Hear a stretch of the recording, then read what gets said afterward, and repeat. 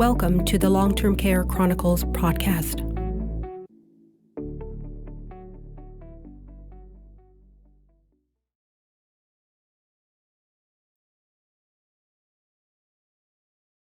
Thank you so much, Erin, for coming back on to the Long-Term Care Chronicles. Greatly appreciated that you're coming on talking about your book, When Caregiving Calls. If you can just give us a little brief history about yourself, that'd be greatly appreciated. Yeah, thanks for having me, Wendy. I've been looking forward to this, and I'm glad that we found a studio after the other one was flooded. Yeah. So a little bit about myself. I am a speaker, a caregiver, and I just wrote a book called When Caregiving Calls, Guidance as You Care for a Parent, Spouse, or Aging Relative. And I'm super excited to share that with you and with caregivers everywhere out there. I came to caregiving over 20 years ago when my mother-in-law was diagnosed with a brain tumor. She was relatively young. We were relatively young at the time. I was 29 years old, and caregiving just kind of stormed into our life that way. And we spent 5.5 years caring for her. At the time, I worked in the US Department of Health and Human Services in a national healthcare policy role. But I really learned a lot about healthcare and caregiving because of my direct personal caregiving experience with my mother-in-law. So after she passed away, I left HHS and started my own home care company to help families that were like mine. And I spent about 10 years doing that. We help thousands of families right here where I live in the northern Shenandoah Valley of Virginia, and also the eastern panhandle of West Virginia in the United States. I know you have international listeners, Wendy, so hi, shout out to everybody in Canada and everywhere else, South Africa. But it was really that time that I got to see how families struggle with caregiving. And my experiences, were very personal, but there were a lot of common threads that I saw in all of the families that were caregiving. And I went back to school and got a doctoral degree and studied caregiving as a phenomenon of social science. And it was really during that process that I came to understand why caregiving is so hard for individuals and families. And it changed the way that I see and understand caregiving. And I'm not a medical doctor. My doctorate is in learning, in education. And so it really informs how we see ourselves in the world and how we relate to one another and how we grow and develop and change and learn. A few years ago, I sold my home care company and then started speaking to groups about caregiving. And this book that I'm super excited to introduce is kind of the result of that. So basically, this book for When Caregiving Calls is basically taking on your experience as to what you experienced living through caregiving, as well as being a service provider for caregiving and witnessing other family members going through this particular journey. Is that correct? That is correct. And I would even add one more dimension to it, Wendy, which is the research element, because there's been a lot of research about caregiving, but it's not been disseminated to the general public. A lot of times the research just hides in academic journals and doesn't get out to the world. So this book is very accessible. It is not written like an academic journal. It's intended to be very easy to read, very easy to understand, but it's definitely informed by research on caregiving as well as my personal experience and as a service provider. Oh no, I think it's great. This your book, When Caregiving Calls, definitely relays the whole experience. And touches upon subjects that aren't even talked about, whether that is the work aspect of a caregiver actually having to work, balancing that, and taking care of a loved one, as well as the different relationship dynamics that end up changing when somebody is a caregiver. So we'll start with that first in terms of the dynamics for caregiving. So let's say it's a child taking care of their mother or a sibling taking care of another sibling, and just how that changes, because you did write that in the book in terms of how people then view and see each other. It becomes different. And let's say if it's a child taking care of a parent, the roles then become reversed. So if you can just go into that a little bit, that'd be great. Absolutely. So this is really one of the most important things that I think is in the book, is understanding the changes in a relationship between a caregiver and a care receiver. And it was something that I learned through my study of caregiving. I came across the work of Rhonda Montgomery and Carl Kozlowski, who are applied gerontologists. They have spent 30 years studying family caregivers. And in their research, as they looked across some 20,000 different family caregivers, they came to identify a series of transitions that family caregivers go through, and they developed something called family caregiver identity theory. And it basically states that caregiving is defined by a series of role-based transitions that a caregiver goes through over the course of time as they are precipitated by the changing health needs of the loved one.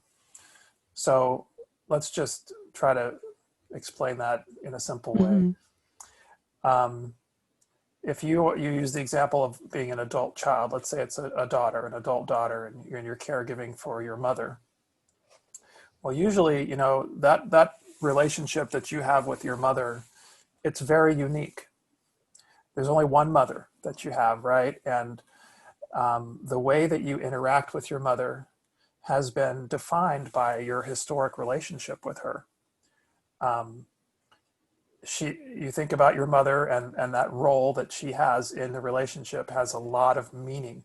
She raised you. She changed your diapers. She taught you to ride a bicycle. She helped you in school doing your homework. She gave you advice. She sacrificed for you, and that's why, in college football games, you see the football players who are always like, "Hi, mom." Yeah. Mom, they single out mom, because Yes. mom has that special relationship, right? And so the way that you think about your mother is very unique. And when the woman that raised you and cared for you as you were growing up starts to need care from you, things are going to be different. The things that you're doing with your mother will start to be different. The things that you say to your mother will start to be different. The things that you think about your mother will start to be different. And Montgomery and Kozlowski describe this by using a series of pie charts. And these are in the book. But if you think about a pie chart, it kind of represents the totality of interactions that you're having in the relationship. And usually, most of your life, 100% of that pie chart has just been a mother-daughter relationship. Yeah. But when caregiving starts to creep into the relationship, it might be very slowly, and you may not even realize it, but suddenly there's a little sliver of that pie chart, little sliver of your activity that is really caregiver role activity, things that you never did before, but you're starting to do for her. And over time, that percentage of what you're doing with your mother starts to change, and you see more and more caregiver type activities in the relationship. So your role in that relationship with her starts to change, and you start to recognize that, oh my gosh, I'm doing different things with my mom that I never did before, whether that's grocery shopping for her or paying her bills, or now you're worrying about her safety, or you realize that she, has trouble walking and you're concerned about her falling down. And so you give her a hand when you didn't ever have to do that before. And as her care-related needs increase, her condition is declining, you take on more and more of those caregiver type responsibilities.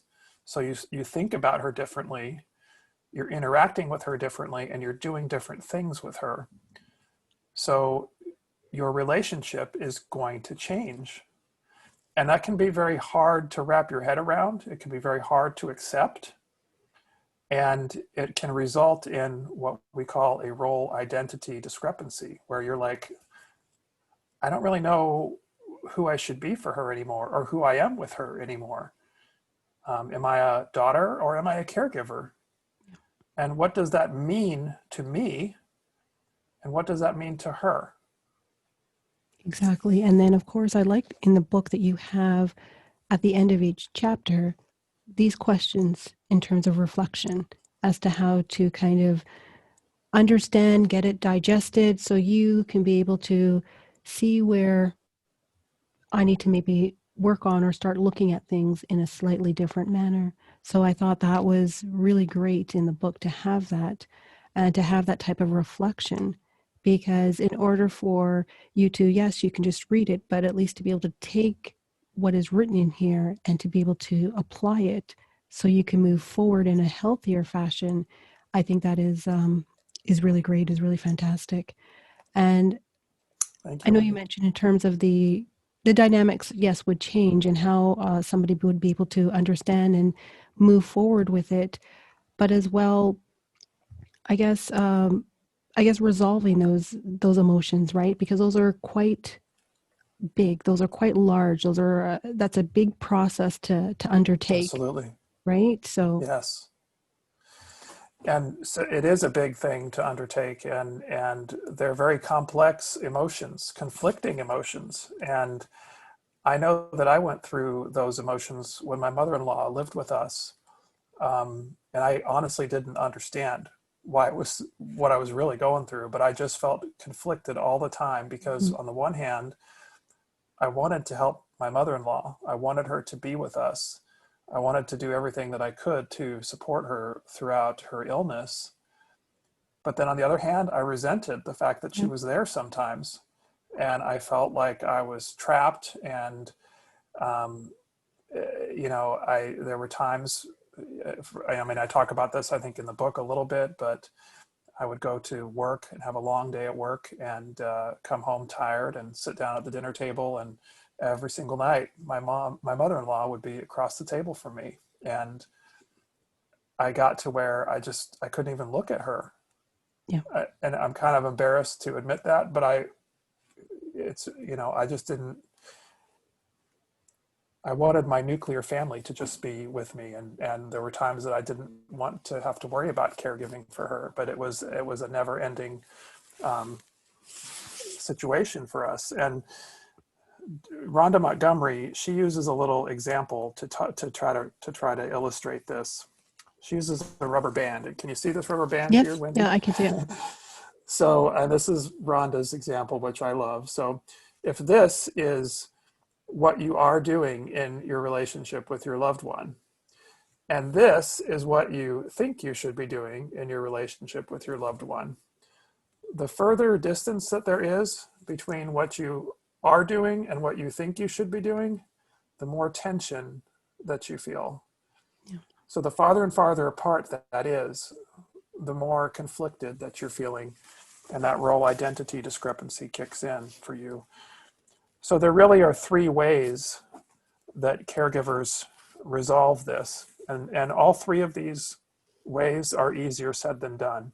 mm, oh, definitely, Um, The first way to resolve this role identity conflict is to basically say to yourself, okay, if I'm an adult child and my aging mother needs me to help her as a caregiver, then that's okay. I'm going to change who I am in this relationship with her. I'm going to assume the role of caregiver more and the role of daughter less.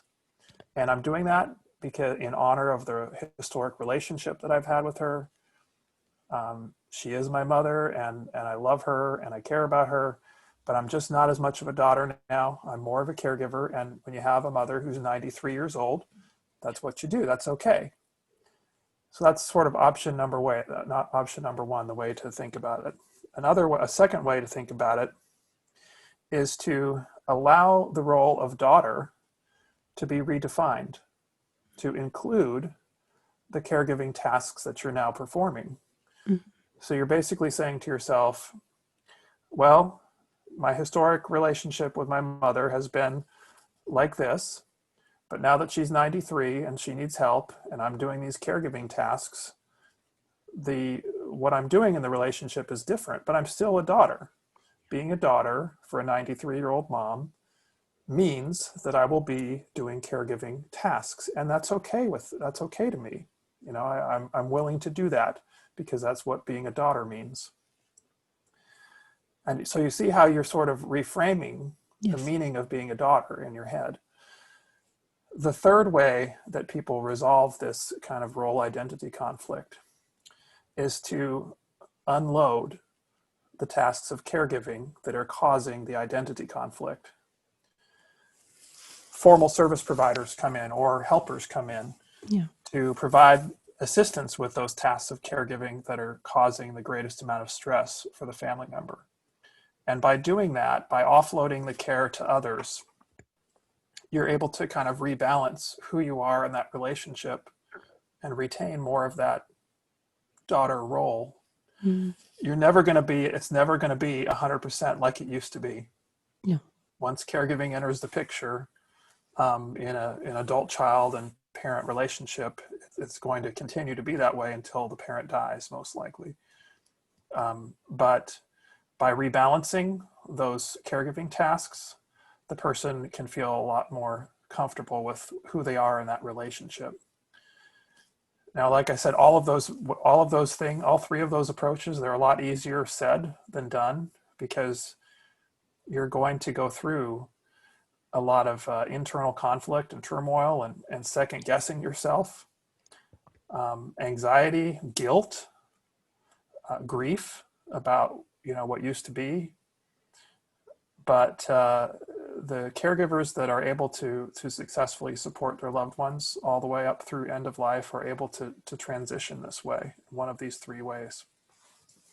Yeah. It's definitely a very challenging journey. And you're right, it's all in how the individual takes it in to be able to process that and to be able to say that they're going to move forward in this new role identity moving forward.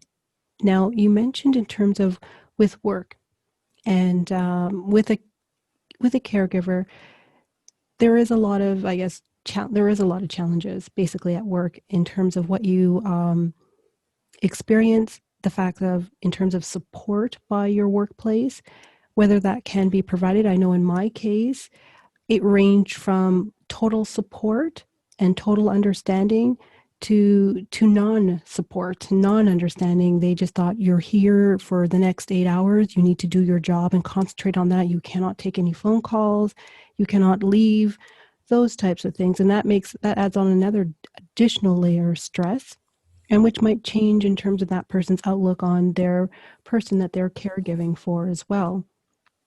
And I know you mentioned it here in the book as well, in one of the chapters, you called it work. And as well, in terms of at work as well, that you may not be able to move forward in your role that you're in, to be able to climb that corporate ladder, so to speak, because people look at you as, well, you have other things to take care of. You may not be open, or you may not have the time to be able to move forward in this other role or expansion. And I thought that was very good in terms of how you laid that out, because that, as I said, that really got me, because I'm a younger caregiver, and definitely a lot in terms of how you are perceived in the workplace either can be a benefit or not a benefit for that caregiver. And as I said, I've definitely experienced people being very understanding to not so understanding Yeah, in terms of that yeah. caregiving experience. If you could just talk a little bit about that. Yeah, thank you, Wendy. Um, We talk about roles. Caregivers always have other roles in their life. And one of those roles for those who are working is, employee or manager or leader, whatever the case may be at work. And um, just because a person has caregiving responsibilities at home does not mean that they're any less committed as a worker.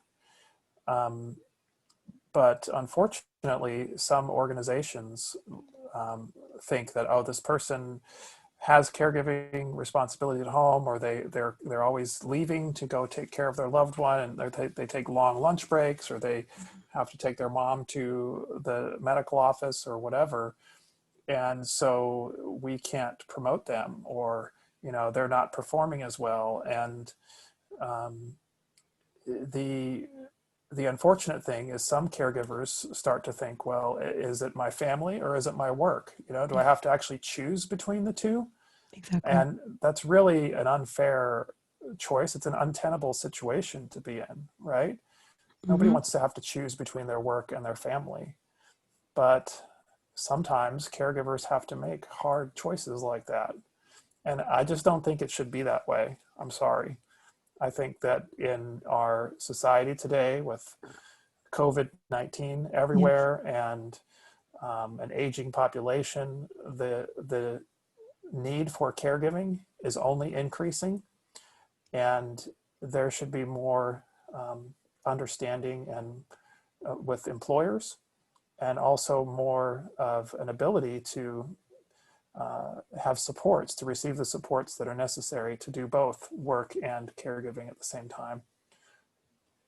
definitely. And you as well, in the book, When Caregiving Calls, you mentioned in terms of the chapter on stress, because this would as well be another layer of that, as well as how that may actually play out in terms of financial stress, where the caregiver, in order to find, alleviation, may overspend, may not spend. Their whole, in terms of how they manage, becomes very challenging. Whether are they able to then balance, let's say, going out to, whether it's just socially with friends, or being able to go out and do physical activities. And now with COVID-19, that makes it even that much more, um, I guess, isolating for some caregivers to be able to find some sort of release in their whole caregiving journey in terms of what you mentioned here in the stress. Yeah, I'm glad you mentioned stress, Wendy. It's interesting that just like in the last week or so, a new report came out from the Rosalind Carter Institute for Caregiving Mhm. about stress that caregivers are experiencing right now during Yeah. this time of COVID-19. The report found that 83% of caregivers are experiencing more stress than they did Yeah. before COVID-19. And that's due to concern about infection from Hmm. COVID-19, the isolation that we're Yes. experiencing with COVID-19, the increased care related responsibilities that caregivers have because of COVID-19. There's not as much ability to receive respite care. Yeah.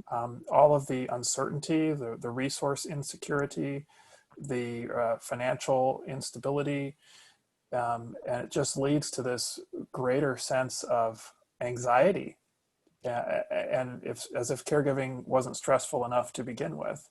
So the uncertainty of these times really adds to that level of stress, and it's important for caregivers uh, to understand the stress that they're feeling is normal, Yeah. and there are ways that they can manage that and receive support, and it's important that they do that so that they don't reach the point of just complete burnout and exhaustion.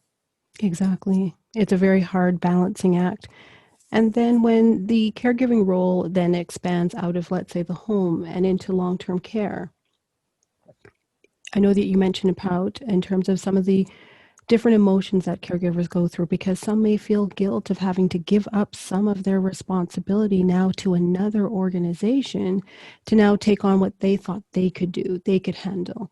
And you definitely mention it here in the book in terms of that whole dynamic then changes again. Absolutely. Um, there are a lot of very conflicting emotions and feelings when it comes to this decision about placing a loved one into a facility. And, um, that decision shouldn't be taken lightly, but you shouldn't feel guilty if you have to do something like that, because there are different factors that are influencing that decision. One is the condition of your loved one.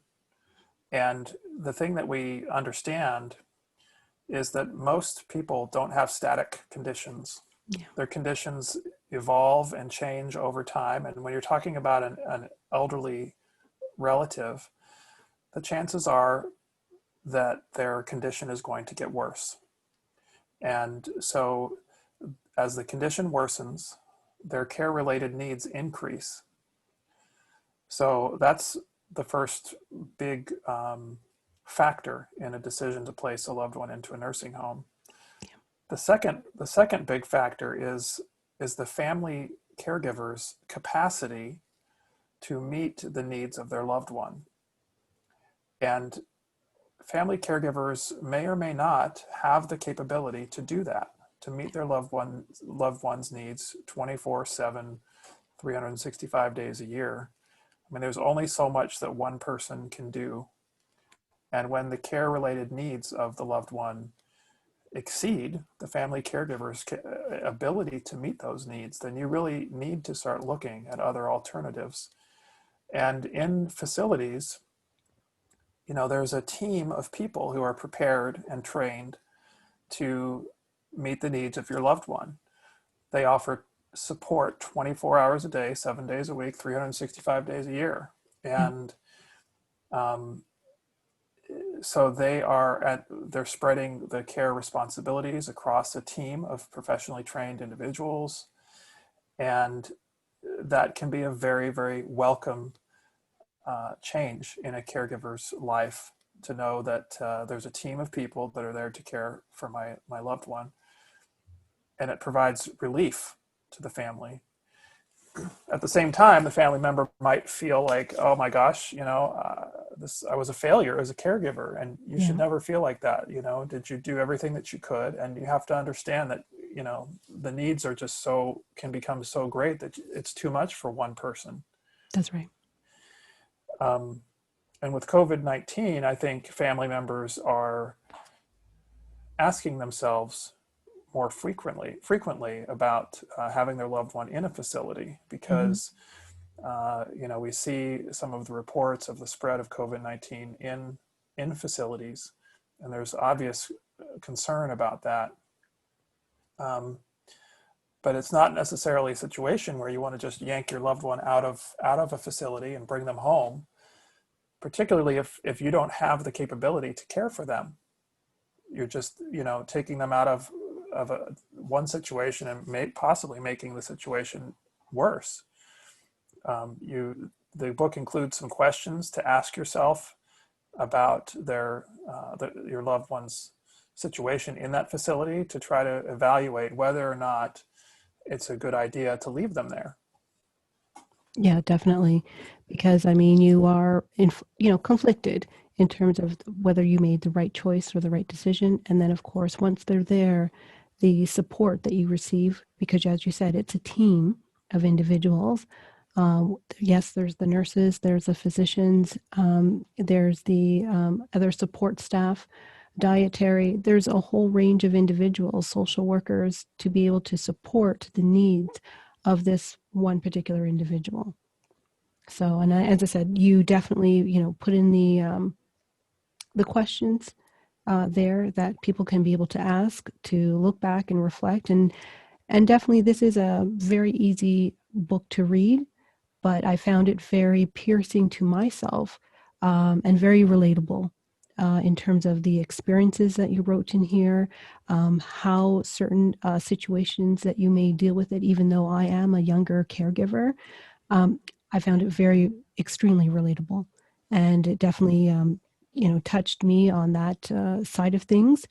And it definitely it relates in terms of how that whole experience is, because it is definitely, I don't want to say, it's kind of like you're witnessing something, right? So, and it takes on a different context, because this is someone's life that you are now responsible for. Yes, it may or may not be your parent, but now you are looking at things differently in terms of what that enormous responsibility really is when it comes to caregiving. So, but I definitely want to thank you so much for coming on to the Long-Term Care Chronicles, Erin, and being able to discuss this. Thank you so much. Thank you, Wendy. I've really enjoyed chatting with you today. I just want to make sure that it gets the appropriate attention that it gets. Thank you, Wendy. I really appreciate it. Oh, you're welcome. Thank you so much, Erin. So you have a good one, and we'll All talk right. again, okay?